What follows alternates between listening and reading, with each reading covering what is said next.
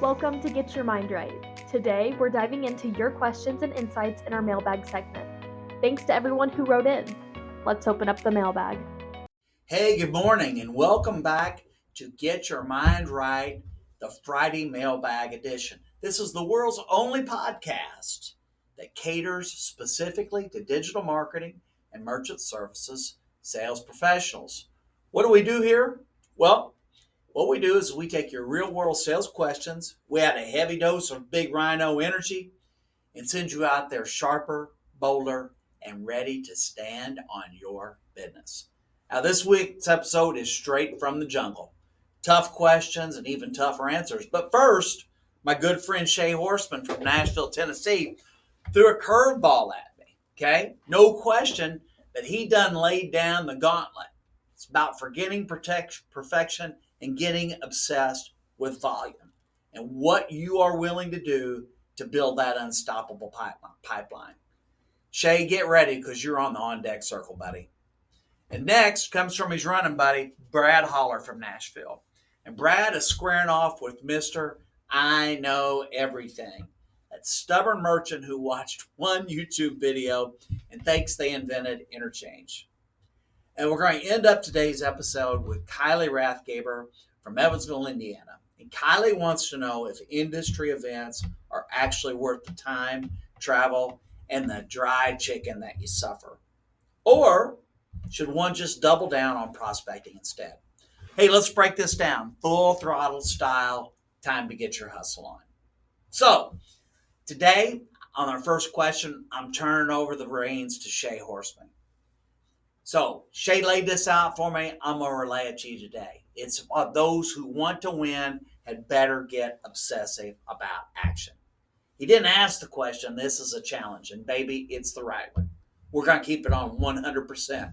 Most reps spend so much time getting ready, they forget to go. They're doing all sorts of activities. They're polishing their CRMs. They're color coding their notes, and they're sending out 5 perfectly phrased emails. And what they really need to do is pick up the dadgum phone and move. Here is the ugly truth about high performers. The inside rep, AE style, in our franchise, the baseline should be 100 dials a day. You're doing 150 dials a day, you're elite. If you're really doing less than that, you're not really dooming, you're just dreaming. Reps making the money are the ones that are getting the repetitions in. You want more deals, then you need to make more dials. Let me say it rhino clear. You cannot close what you don't contact. Now, what Shay's laid out here is the 500 call challenge. This is the special. Number 1, 500 calls a week.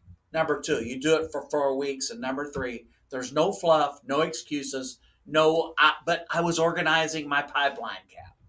This is how you build momentum because every call is a chance for you to get sharper, and you will get sharper.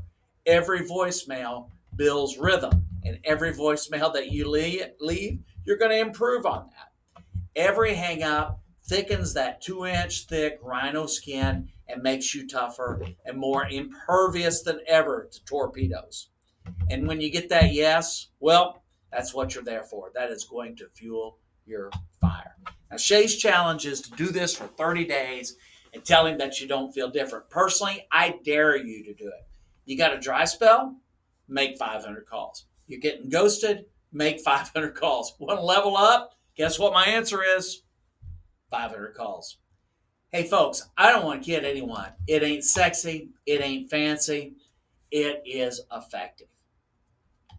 Shay's perfectly aligned with what we say here. No excuses, just action. Shay, I appreciate it. Wasn't a question, but what a great challenge. Our next question comes from Brad Hollar from Nashville, Tennessee. And Brad's question is, what do you do when the merchant thinks they know everything? Brad, we've all met this guy. Mr. Hey, I've been doing this for 25 years. Mr. Square's great. Mr. Yeah, interchange? Yeah, I know all about that. But here's how you deal with this energy sapper without getting bulldozed. First thing is acknowledge this person's experience. You start with respect, not resistance. You say things like, you know what? I totally get this. You've been in this game a while. That experience is gold. Most people I talk to don't even know what their effective rate is. When you agree with someone, it lowers their guard. You're not threatening, you're agreeing, you're aligning. Next thing, Brad, is I want to see the statement. Pivot to the proof. Say something like, Bob, yeah, I tell you what, let me take a look at your last two statements. You clearly know your stuff, but I'd love to compare it to what we're seeing in the market right now. Don't fight his ego. We're going to invite it to the table. Now, they're going to do one of things. They're either going to shut down and move on, or they're going to get curious. And when they get curious, Brad, that's your in. The next thing is let the data do the talking. If they give you a statement, don't tell them they're wrong. Show them. Hey, here's the math. Bob, it looks like you're paying a 3.2% effective rate. It's totally common in your industry. That's what companies do. In the dark of the night, they raise your rates. But with our program, I'm going to get you down to 2.4, and without changing a single thing operationally. Brad, that's a flex. It's quiet, it's confidence, and it's the facts, Rhino style. Now, your pro tip here, Brad, is to use a peer case study. You might say something like, Bob, let me share what I just did for a similar business. They thought they were good too, but we saved them $800 a month and added reviews on SEO on top. Nothing shuts down a know-it-all faster than a real-world result. Because now what you've done, you've added to their know-it-all knowledge base. Bottom line is don't argue. Educate through data, influence through example, and never ever chase approval. You're the expert here, Brad. You know the play. Keep that charged mentality in place, babe. Now, bringing us across the finish line today is my friend Kylee Rathgaber from Evansville, Indiana. And Kylee wants to know, is attending industry events really worth it? Kylee, I love this question because industry events can either be rocket fuel or a complete waste of wardrobe changes and stale muffins. Well, let's break it down. Let's talk about the events first that are worth it. Number one, there are events where you have a plan. You don't show up and wing it. Beforehand, you know who's attending. You're setting meetings in advance. You're setting people you want to meet in advance. And you're going in with some clear goals. Like, I'm going to go into this event tonight and I'm going to build 2 strong referral relationships. I'm going to connect with 5 high-value prospects. And I'm going to learn 1 new tactic that I can apply to the next one of these events. Now, the next thing, Kylee, I want you to ask yourself, are the right people there? Is your target vertical attending? Are they the decision makers?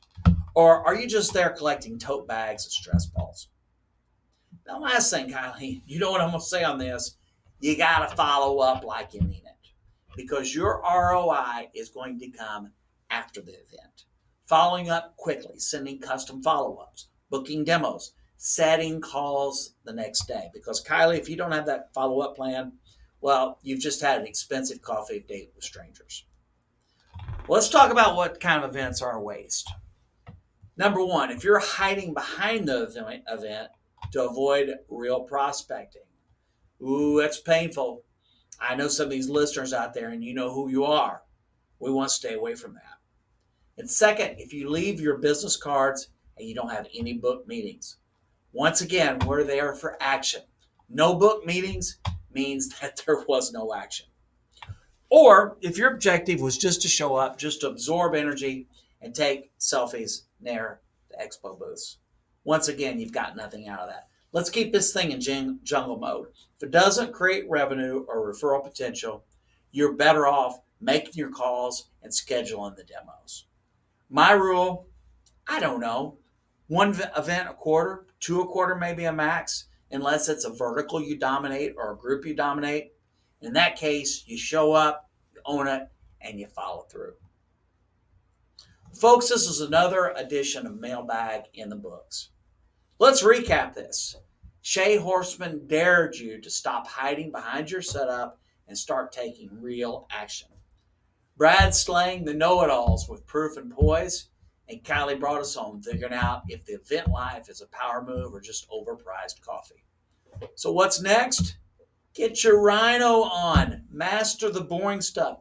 Dominate the phones. Respect the data. And for the love of cha-cha, if you're going to show up like a Rizzler that is ready to close. And hey, I'm asking you to do me a favor.